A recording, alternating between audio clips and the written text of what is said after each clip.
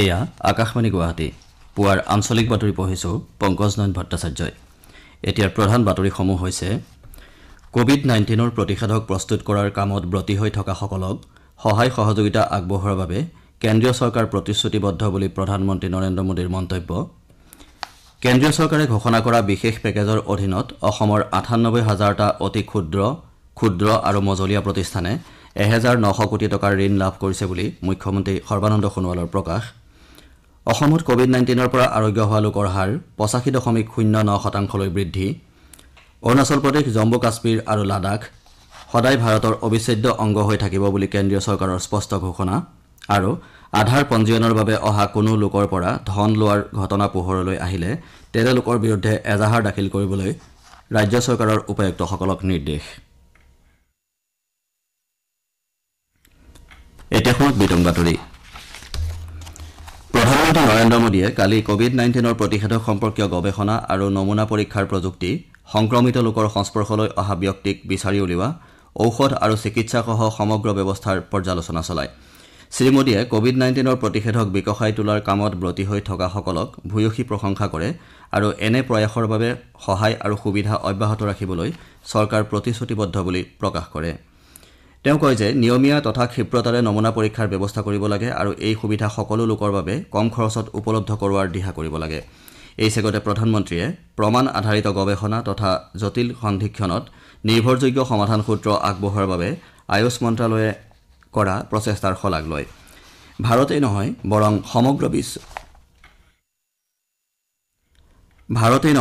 সমগ্ৰ বিশ্বৰ বাবে নমুনাৰ পৰীক্ষা টিকা আৰু চিকিৎসা বহনসাধ্য আৰু সহজলভ্য কৰি তোলাৰ বাবে ভাৰত প্ৰতিশ্ৰুতিবদ্ধ বুলি প্ৰধানমন্ত্ৰীয়ে পুনৰ উল্লেখ কৰে তেওঁ লগতে এই মহামাৰীৰ বিৰুদ্ধে যুঁজ দিয়াৰ বাবে সদায় সতৰ্ক আৰু চিৰপ্ৰস্তুত হৈ থকাৰ বাবে সকলোকে আহ্বান জনায় বৈঠকত স্বাস্থ্যমন্ত্ৰী ডঃ হৰ্ষবৰ্ধন নীতি আয়োগৰ সদস্য ডঃ ভি.কে. পাল প্ৰধান বৈজ্ঞানিক উপদেষ্টা প্ৰফেচাৰ কে বিজয় ৰাঘৱনৰ লগতে জ্যেষ্ঠ বিজ্ঞানী আৰু অন্যান্য বিষয়াসকল উপস্থিত থাকে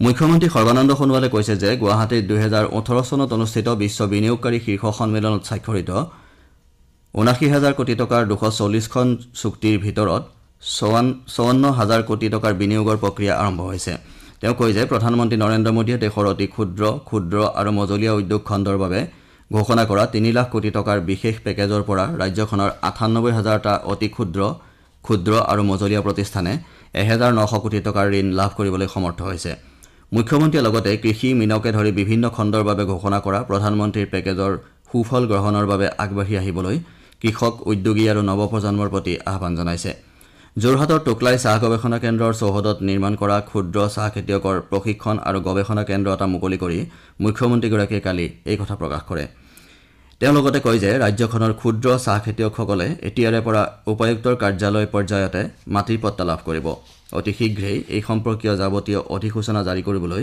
মুখ্যমন্ত্ৰীয়ে ৰাজহ বিভাগক নিৰ্দেশ দিছে শ্ৰীসোণোৱালে লগতে কয় যে টোকলাই চাহ গৱেষণা কেন্দ্ৰত জৈৱিক চাহ খেতিৰ গৱেষণাৰ বাবে ৰাজ্য চৰকাৰে এটা গৱেষণা কেন্দ্ৰ স্থাপন কৰিব মুখ্যমন্ত্ৰীগৰাকীয়ে প্ৰসংগক্ৰমে কয় যে বৃহৎ আৰু ক্ষুদ্ৰ চাহ বাগিচাসমূহে সন্মিলিতভাৱে কাম কৰিলেহে অসমৰ চাহ উদ্যোগক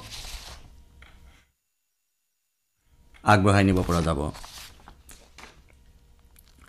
অসমত কোভিড-19ৰ পৰা সংক্ৰমণমুক্ত হোৱা লোকৰ হাৰ ৮৫.০৯% বৃদ্ধি হৈছে কালি ১,২৬৩ জন কোভিড ৰোগী সুস্থ হৈ উঠাৰ বাবে ঘৰলৈ যাবলৈ দিয়া হয় ইয়াকে ধৰি ৰাজ্যখনত বৰ্তমানলৈকে সুস্থ হৈ উঠা লোকৰ সংখ্যাই ১,৬৯,০০০ অতিক্ৰম কৰিছে আনহাতে কালিৰ দিনটোত পৰীক্ষা সম্পন্ন কৰা ৩৫,০৪০ জন লোকৰ ভিতৰত ৭৬৯ জনৰ দেহত কোভিডৰ সংক্ৰমণ ধৰা পৰে ইয়াকে ধৰি ৰাজ্যখনত এই ৰোগত আক্ৰান্ত হোৱা লোকৰ সংখ্যা ১,৯৮,৯৮২ হৈছেগৈ ৰাজ্যখনত সম্প্ৰতি ২৮,৮০৪ জন লোক চিকিৎসাধীন হৈ আছে ইফালে কোভিডত আক্ৰান্ত হৈ কালি ৯ জন লোকৰ মৃত্যু হয় মৃত্যু হোৱাসকলৰ ভিতৰত ডিব্ৰুগড় আৰু যোৰহাটৰ ২জনকৈ তথা চৰাইদেউ তিনিচুকীয়া কামৰূপ মহানগৰ লখিমপুৰ আৰু শোণিতপুৰৰ এজনকৈ লোক আছে ইয়াকে লৈ ৰাজ্যখনত কোভিডত আক্ৰান্ত হৈ মৃত্যু হোৱা লোকৰ সংখ্যা ৮৪৩লৈ বৃদ্ধি হৈছে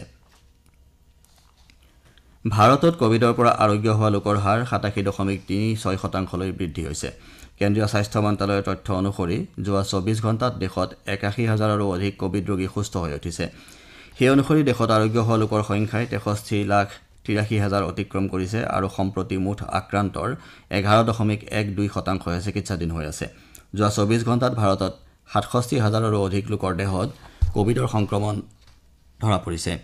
ইয়াকে লৈ দেশত মুঠ আক্ৰান্তৰ সংখ্যা 73 লাখৰো অধিক হৈছেগৈ। ইয়াৰে 8,12,000 জন চিকিৎসাধীন হৈ আছে। ভাৰতত মৃত্যুৰ হাৰ সম্প্ৰতি 1.52% অৱনমিত হৈছে আৰু এই হাৰ বিশ্বৰ বাকী দেশৰ তুলনাত কম বুলি মন্ত্ৰালয়ে প্ৰকাশ কৰিছে। অসম আৰক্ষীৰ উপ পৰিদৰ্শক পদৰ নিযুক্তি পৰীক্ষাৰ প্ৰশ্নকাকত ফাদিলৰ ঘটনাত জড়িত থকাৰ অভিযোগত অসম আৰক্ষীৰ অধীক্ষক পৰ্যায়ৰ বিষয়া কুমাৰ সঞ্জিত কৃষ্ণক গ্ৰেপ্তাৰ কৰা হৈছে। লিখিত পৰীক্ষাৰ ঠিক পূৰ্বে প্ৰশ্নকাকত ফাদিল কৰা বুলি উঠা এই অভিযোগ সংক্ৰান্তত আৰক্ষীৰ এগৰাকী প্ৰাক্তন উপ মহাপৰিদৰ্শকসহ বৰ্তমানলৈকে 50 জনতকৈ অধিক লোকক গ্ৰেপ্তাৰ কৰা হৈছে। এই ঘটনাৰ সময়ত শ্ৰীকৃষ্ণ কৰিমগঞ্জ জিলাৰ আৰক্ষী অধীক্ষক হিচাপে কৰ্মৰত আছিল। ঘটনা সন্দৰ্ভত আৰক্ষীয়ে তেওঁক মাতি পঠাইছিল আৰু যোৱা কিছুদিন ধৰি আৰক্ষীয়ে শ্ৰীকৃষ্ণ আৰু তেওঁৰ দেহৰক্ষীক জেৰা কৰিছিল। আৰক্ষীয়ে কালি বিয়লি তেওঁক গুৱাহাটীত গ্ৰেপ্তাৰ কৰে।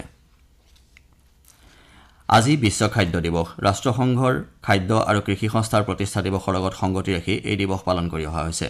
দুৰ্ভিক্ষৰ বিৰুদ্ধে যুঁজ দিয়াৰ সংকল্পৰে 1979 চনত প্ৰথমবাৰৰ বাবে এই দিৱস পালন কৰা হৈছিল।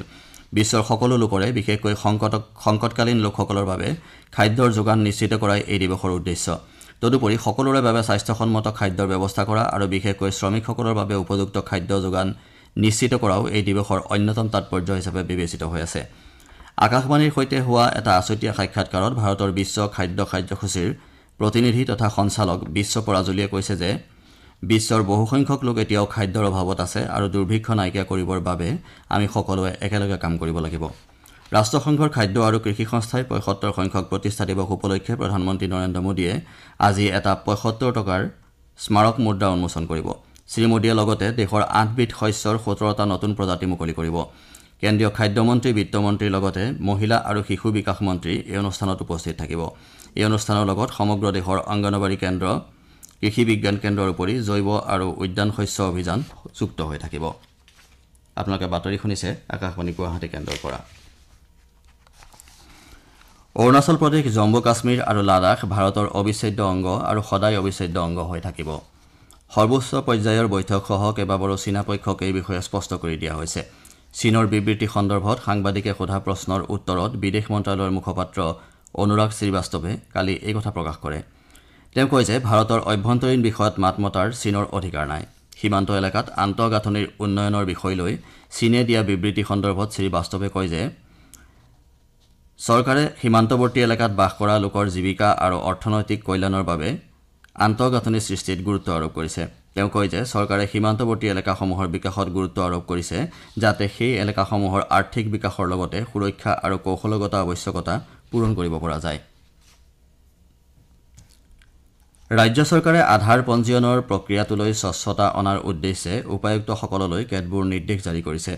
সেই অনুসৰি আধাৰ পঞ্জীয়নৰ বাবে অহা কোনো লোকৰ পৰা ধন লোৱাৰ ঘটনা পোহৰলৈ আহিলে উপায়ুক্তসকলক তেনে লোকৰ বিৰুদ্ধে এজাহাৰ দাখিল কৰিবলৈ নিৰ্দেশ দিয়া হৈছে। লগতে কোভিড-19ৰ নীতি নিৰ্দেশনাসমূহৰ প্ৰতি লক্ষ্য ৰাখি আধাৰ পঞ্জীয়নৰ কেন্দ্ৰৰ সংখ্যা বৃদ্ধি কৰিবলৈ উপায়ুক্তসকলক নিৰ্দেশ দিয়া হৈছে। উল্লেখযোগ্য যে ভাৰতীয় অনন্য পৰিচয় প্ৰাধিকৰণে 12টা সংখ্যাৰ আধাৰ নম্বৰ জাৰি কৰাৰ বাবে কোনো ধৰণৰ মাচুল নলয়। ভাৰতৰ যিকোনো ঠাইতে আধাৰ নম্বৰটো পৰিচয় আৰু ঠিকনাৰ প্ৰমাণ হিচাপে গ্ৰহণ কৰা হয়।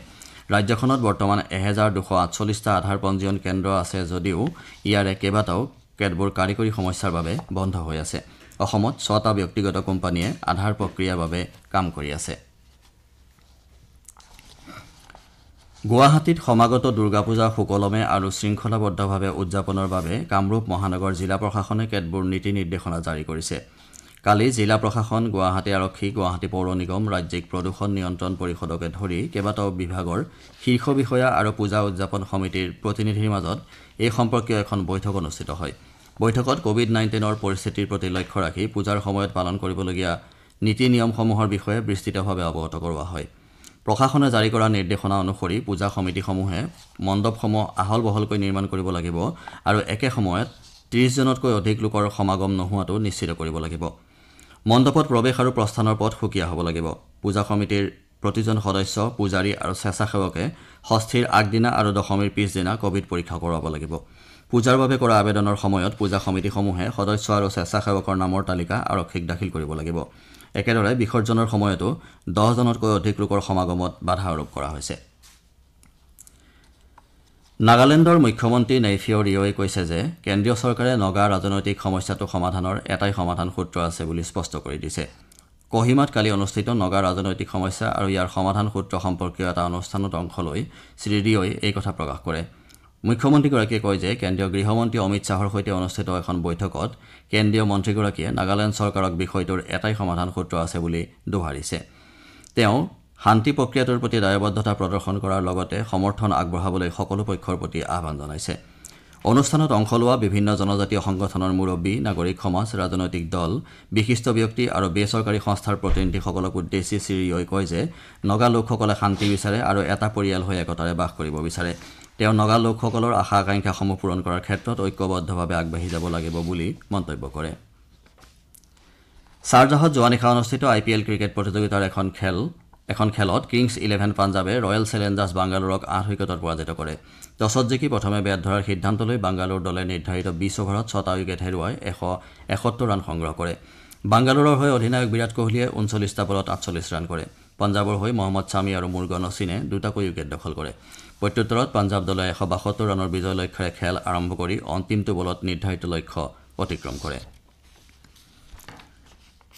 চিনেমা ক্ষেত্ৰৰ সৰ্বোচ্চ সন্মান অস্কাৰ লাভ কৰা প্ৰথম ভাৰতীয় ভানু আথায়াৰ কালি মুম্বাইৰ নিজা বাসগৃহত মৃত্যু হয়। মৃত্যুৰ সময়ত তেওঁৰ বয়স 92 বছৰ হৈছিল। ভানু আথায়াই ৰিচাৰ্ড এটেনবৰৰ বিখ্যাত গান্ধী নামৰ চিনেমাখনত কষ্টিউম ডিজাইনাৰ হিচাপে কাম কৰিছিল আৰু ইয়াৰ বাবে তেওঁ ইতিহাস ৰচনা কৰি অস্কাৰ বঁটা লাভ কৰিবলৈ সমৰ্থ হৈছিল। প্ৰসিদ্ধ ডিজাইনাৰগৰাকী যোৱা 3 বছৰ ধৰি অসুস্থ হৈ আছিল।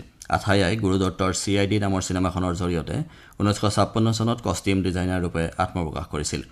100ৰো অধিক চিনেমাত কাম কৰা আথায়াই দুবাৰ ৰাষ্ট্ৰীয় বঁটাও লাভ কৰিছিল। এতিয়া শুনক আজি গুৱাহাটীৰ পৰা প্ৰকাশিত দৈনিক বাতৰি কাকতসমূহৰ প্ৰথম পৃষ্ঠাৰ বাতৰিত চমু অৱলোকন আগবঢ়াইছে অৰূপ কুমাৰ শৰ্মাই।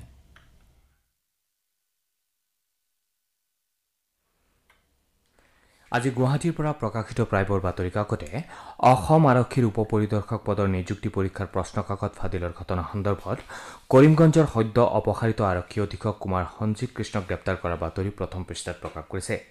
দৈনিক অসম কাকতে ইউৰোপত শীতকালৰ আগমনৰ পূৰ্বে COVID-19ৰ সন্ত্ৰাস পুনৰ আৰম্ভ হৈছে বুলি উল্লেখ কৰি আকৌ কোভিড কম্পমান ইউৰোপ শিৰোনামেৰে এটা বাতৰিক প্ৰথম পৃষ্ঠাত স্থান দিছে।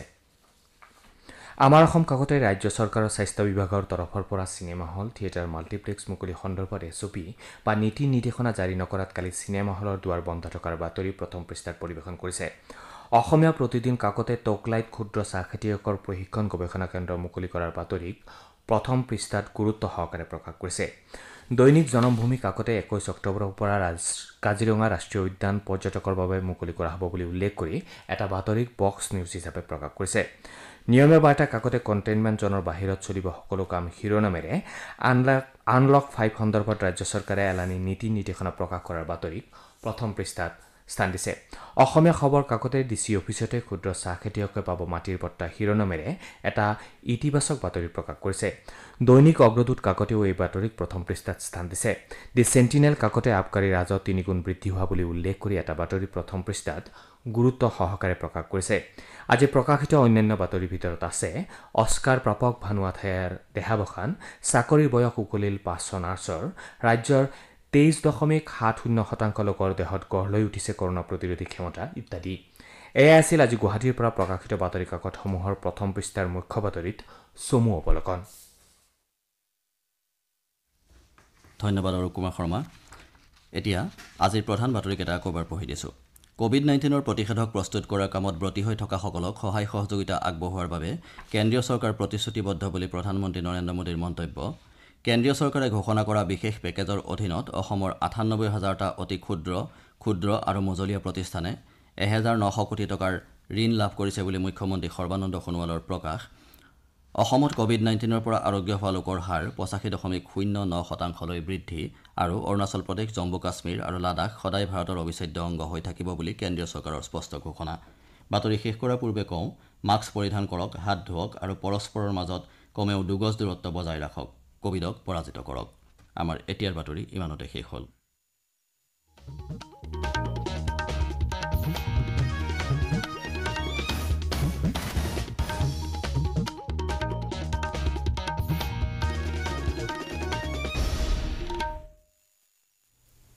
এয়া আকাশবাণী গুৱাহাটীৰ FM মহাবাহু